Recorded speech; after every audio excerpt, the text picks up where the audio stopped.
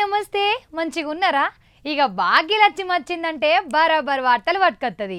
మరి వార్తలకు ముందు ఏం చేద్దాం, నెత్తిగిద్దలు యుద్ధం పాండ్రి. కామారెడ్డిలో నడుస్తుంది టగ్ ఆఫ్ వార్. ఎప్పుడు క్లియర్ అవుతుందో ఈ బిగ్ వార్. తెలంగాణలో జోరందుకున్న దొంగ పెళ్లిలు. అమ్మాయిలు జర భద్రంగా ఉండాలి అని చెప్తున్న సజ్జనర్ సారు. రాజమండ్రిలో కల్తీ పాల దందాతో ఆగమాగమైతున్న జనాలు. సర్కార్ తీరుస్తాడట తిప్పలు. విజయదేవరకొండ రష్మిక పెళ్లి ముచ్చట మీద రోజుకో మాట. చూస్తే షాక్ అవుతారు ఈ వార్త. రాజకీయాలు ఈ మధ్య మస్తు జోరు మీద ఉన్నాయి కదా. ఏమంటారు, నువ్వెంత అంటే నేనంత అన్నట్టుంది కదా. పచ్చగడ్డి మీద వేస్తే బాగుమంటది. ఏదో ముచ్చట చెప్పంటారా? చూడుండ్రి మీరే. ఏం రాజకీయాలో ఏమోపో, రాను రాజకీయాలు మొత్తం రువ్వడి మీద నడుస్తున్నాయి. ఈ మధ్యకాలంలో కామారెడ్డి రాజకీయాలు నువ్వా నేనా అన్నట్టే ఉన్నది. ఇక ఎందుకంటే అక్రమంగా భూములు సంపాదించిండ్రని కామారెడ్డి ఎమ్మెల్యే వెంకటరమణారెడ్డి సారు కాంగ్రెస్ పార్టీల మీద ఆరోపణ చేసిండ్రు.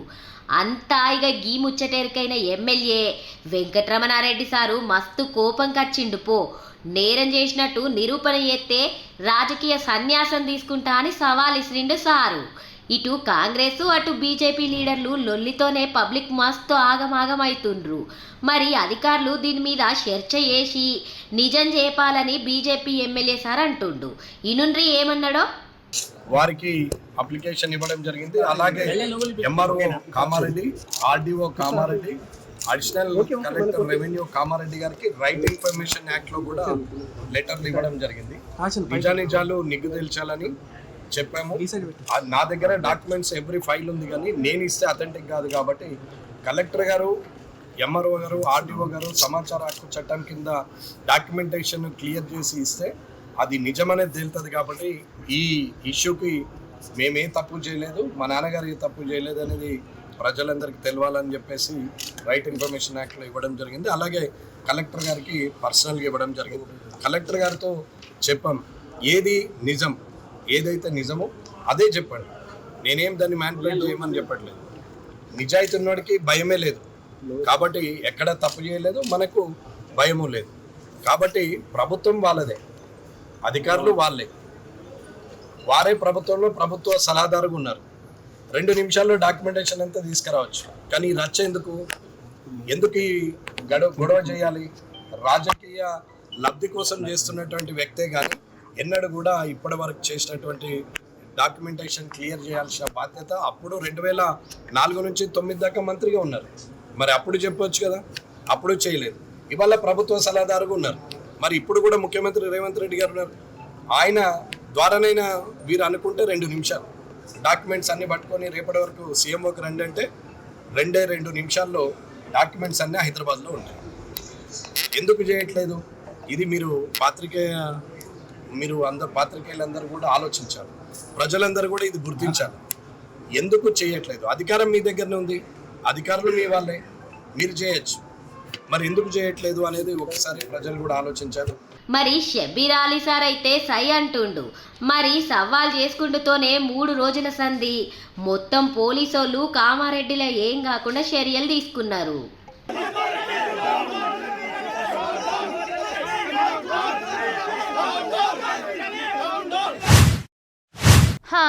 ఈ మధ్యకాలంలో ఏం తిందామన్నా ఏం తాగుదామన్నా మస్తు ఆలోచన వేయాల్సిన పరిస్థితి వచ్చిందిలా. ఎందుకంటే రాజమండ్రిలా కల్తీ చేయంగా ఎంత పెద్ద కథ అయిందో. ఈ ముచ్చట చూసినాక మస్తు బుగులు పడ్డారు జనాలు.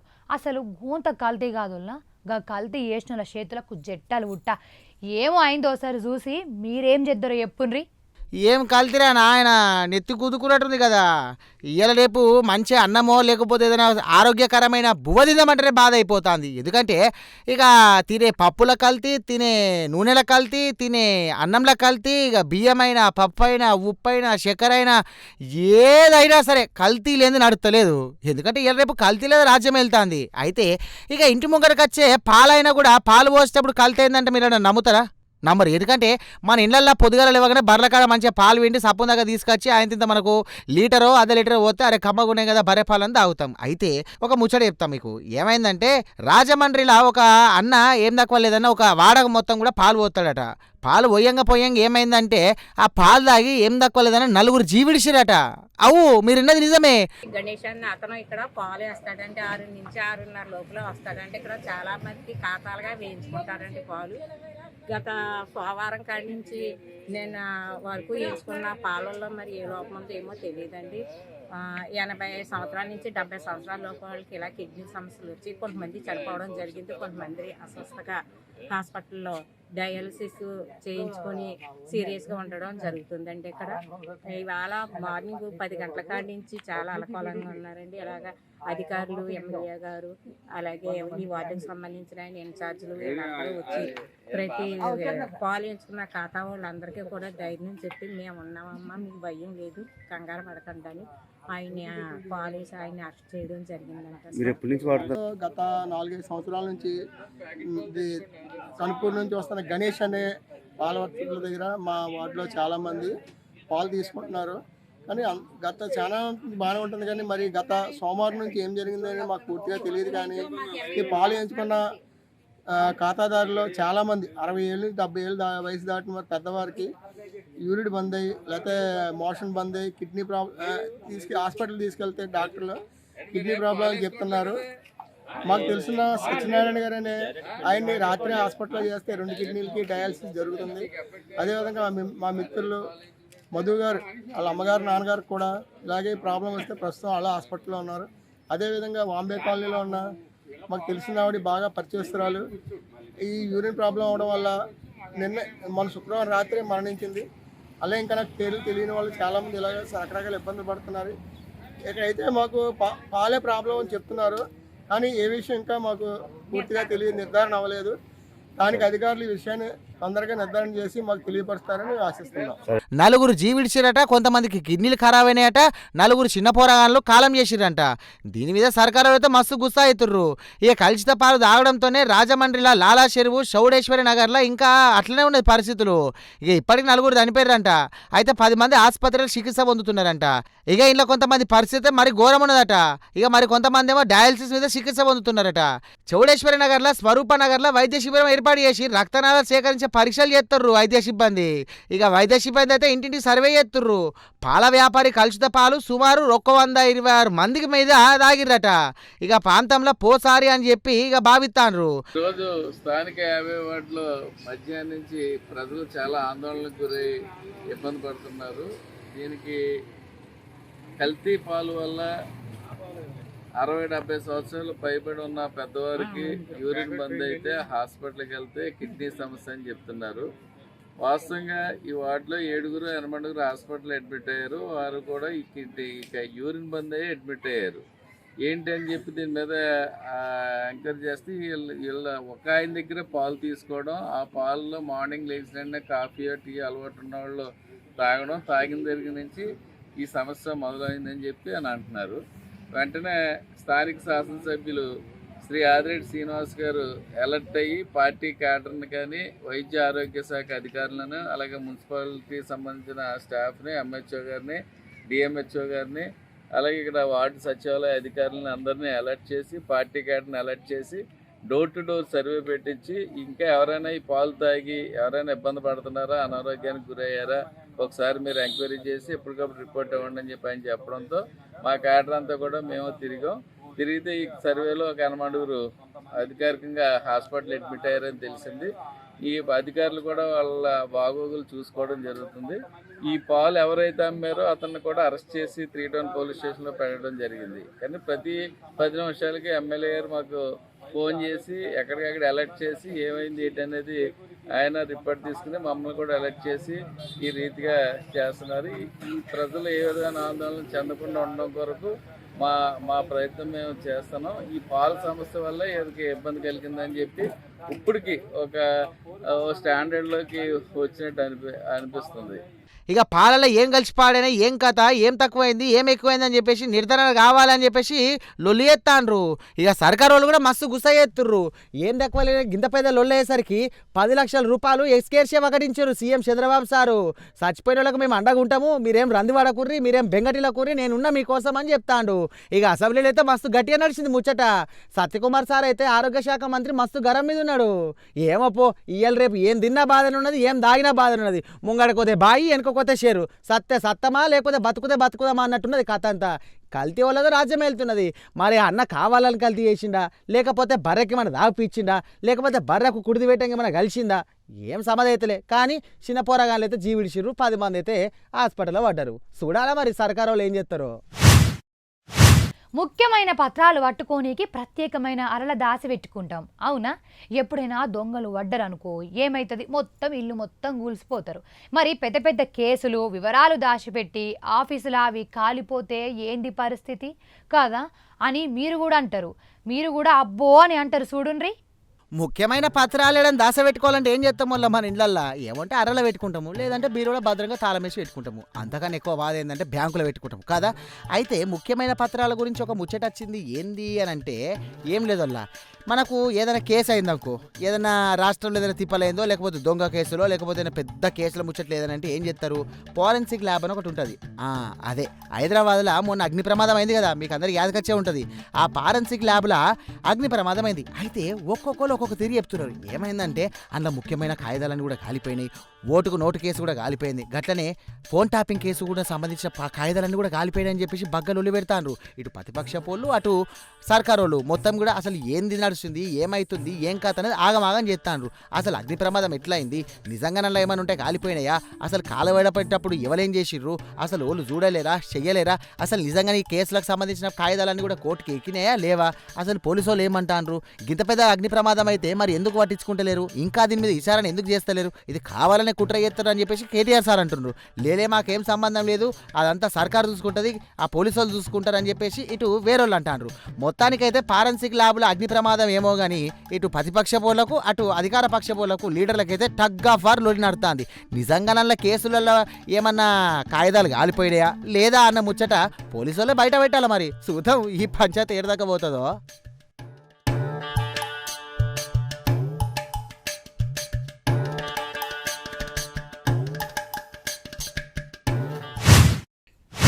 ఆడోళ్ళందరూ ఈ వార్త మంచిగా వినుర్రి. మన సజ్జనర్ సార్ ఏం చెప్పిండో ఓపారు చూడుండ్రి.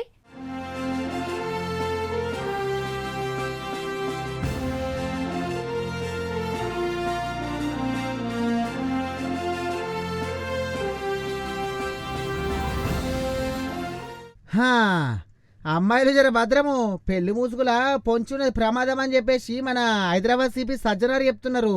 ఎందుకంటే హైదరాబాద్లో పెళ్లి పేరుతో జరుగుతున్న మోసాల మీద జర సిపి సజ్జనార్ సార్ స్పందించున్నట్టు.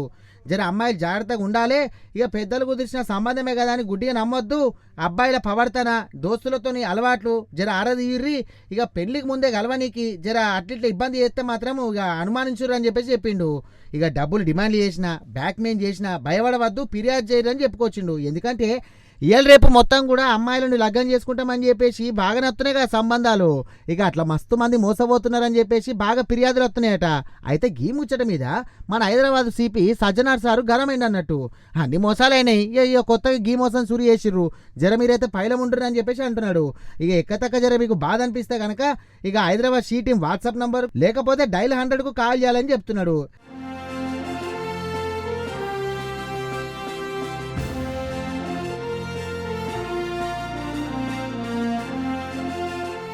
ఇక ముందుగా అయితే సాంప్రదాయబద్ధంగా పెళ్లి సూపులు గప్పట్లనే ఇక పూల పండ్లు, పెళ్లి ఖాయమైంది కదా అని సనువుతోని యువతలకు దగ్గర అవుతురట. ఇక ఎలాగో పెళ్ళే కదా ఇప్పుడైతే ఏంది అని మాయ మాటలు చెప్పి ఇక ఎమోషనల్గా బ్లాక్మెయిల్ చేసి ఒత్తిడితోని ఇక జర లోబర్చుకుంటురట. తీరాయిగా అట్లా మొత్తం అంతా బయటపడ్డాం కదా పెళ్లి పీటలు ఎక్కాలంటే తమకు మంచిగా డబ్బులు ఇవ్వాలి, అదనపు కట్నం ఇస్తేనే తాళి కడదామని చెప్పి డిమాండ్ చేస్తురట. లేకుంటే పెళ్లి రద్దు చేసుకుందామని చెప్పేసి బెదిరింపులకు పాల్పడుతురట. గిట్లా ఉన్నదట కథ. మరి అందుకనే గిట్లా పెళ్లి ముసుగుల పొంచి ఉన్నది ప్రమాదం అని చెప్పేసి హైదరాబాద్ నుండి సిపి సజ్జనార్ సారు జర ఆవాజ్ ఇచ్చిండు అన్నట్టు. అమ్మాయిలు జర భద్రము, హైదరాబాద్లో కాదు మీ ఊర్లలో కూడా జర భద్రంగా ఉండుర్రి.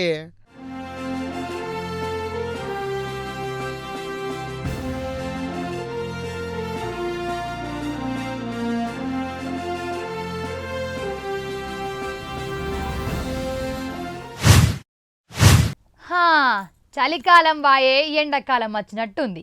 కానీ ఏ కాలం ఎప్పుడు ఎటు పోతుందో తెలుతలేదు. ఎందుకంటే రాత్రి అయితే చలి, పొద్దున మొత్తం దగడుతోని పబ్లిక్ ఆగమైతుర్రు.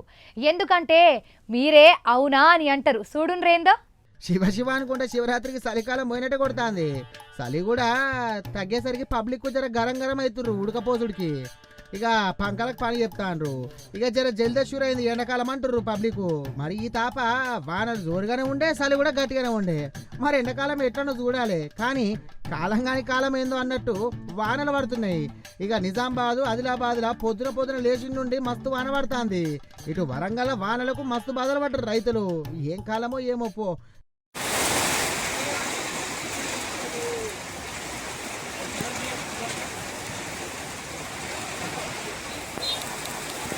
సరే ఎప్పుడు ఏమవుతుందో అని చెప్పేసి రైతులు ఆగమవుతున్నారు. మీరైతే పైలము. ఇక వరంగల్ అయితే రైతులకు చెప్పరాదు గోస. పంటలు మొత్తం ఆగమైనాయి. ఇటు నిజామాబాద్ కూడా గట్లనే. ఇక మీదికెళ్ళి మన హైదరాబాద్ పట్టణంలో అయితే మొత్తం మొగులు ముసురుకున్నది. ఎప్పుడు ఆనబడుతుందా అని చెప్పేసి పబ్లిక్ జర ఆగమాగమవుతాండ్రు. ఇక ఈ పాపకు 4-5 దినాలు కూడా వర్షాలు బాగానే ఉన్నాయని చెప్పేసి వాతావరణ శాఖ వాళ్ళు చెప్తాండ్రు. బండ్ల మీద పోయేటోళ్ళు జర ట్రాఫిక్లో కష్టాలు పడేటోళ్ళు జర పైలంగుండ్రు మరి.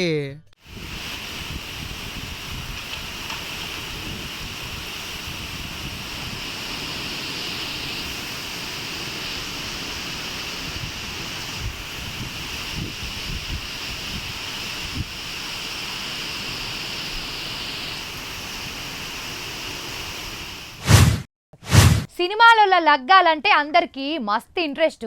అవునా కాదా చెప్పుర్రి. పెళ్లి కాయనం అయినప్పటి సంది పుస్తే గట్టేదాకా మస్తు ముచ్చట్లు బయట గట్లనే నెట్టింట్లో మస్తు ముచ్చట్లు షికరైతాయి.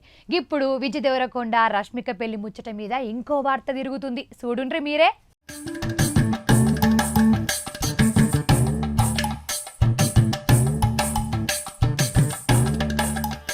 సినిమాలు ఏది చేసినా కూడా పెద్ద పండుగ అయిపోతుంది. ఎందుకంటే సినిమాల్లోకి అంత ఫేమస్ ఉంటుంది అన్నట్టు. వాళ్ళు ఎవరితో మాట్లాడినా ఊర్లో తిరిగినా ఇక వాళ్ళు ఎవరితో ఫోటోలు దిగినా పెద్ద ముచ్చట నడిపిస్తారు మరి ఫ్యాన్స్. కానీ పెళ్లి దాకా చాలా మంది తక్కువ పోతారు. ఇక గట్ల పెళ్లి చేసుకున్న వాళ్ళు మంచిగానే ఉంటారు. గట్లనే ఇక హీరోయిన్ రష్మిక మేడము మళ్ళీ హీరో విజయ్ దేవరకొండ సార్ లగ్గం ముచ్చట మీకు అందరికి ఎరికే కదా. లగ్గం ఇప్పుడు ఉదయపూర్లో అవుతుంది. గట్లనే హైదరాబాద్లో ఒక పెద్ద హోటల్లో రిసెప్షన్ పెట్టుకున్నారు. అయితే ఇప్పుడు ఇంకొక ముచ్చట నడుస్తున్నది మొత్తము ఇంటర్నెట్లో. అదేంటంటే వీళ్ళిద్దరికి ఎన్నేళ్ల ఫరక్ ఉంది అంటే ఏజ్ ముచ్చట నడుస్తుంది అన్నట్టు. అయితే ఇద్దరికి 6 లేదా 7 ఏళ్ల ఫరక్ ఉంటుందంట. కొంతమందికి ముచ్చట ఇక ఎరక చేసుకొని అబ్బా అనుకున్నది. కొంతమంది ఏమో ముచ్చట ఎరక చేసుకొని అబ్బా అన్నారు. మరి కొంతమంది ఏమో ఇది కూడా ఒక ముచ్చట అని అనుకుంటాండ్రు. కానీ ఇటు విజయ్ దేవరకొండ ఫ్యాన్స్ ఇటు రష్మిక ఫ్యాన్స్ మస్తు ఖుషీలు ఉన్నారు పో. ఎందుకంటే వీళ్ళిద్దరు లగ్గం చేసుకుంటారు కదా.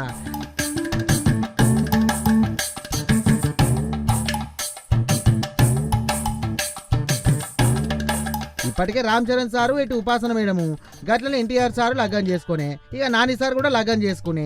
గట్లనే కిరణ్ అబ్బవరం సార్ కూడా లగ్గం చేసుకునే. ఇక చాలా మంది కూడా హీరోలు లగ్గాలు చేసుకున్నారు. కానీ విజయ్ దేవరకొండ గట్లనే రష్మిక మేడం లగ్గము ఇక మామూలు ముచ్చట లగ్గం అంటే అని అంటుర్రు పబ్లిక్.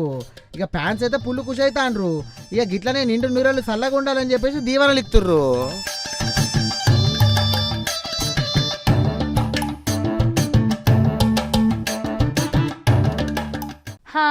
వార్తలు చూసిరు కదా. ఇగో ఇంకా మీతోని ముచ్చట పెట్టబుద్ధి అవుతుంది కానీ అర్ధగంట మా ఇల్లే ఓడిసిపాయే. మళ్ళీ వచ్చినప్పుడు ఇంక ఇన్ని మంచి వార్తలు పట్టుకత్తా. మనని పొయ్యొద్దునా. ఉంటా మరి.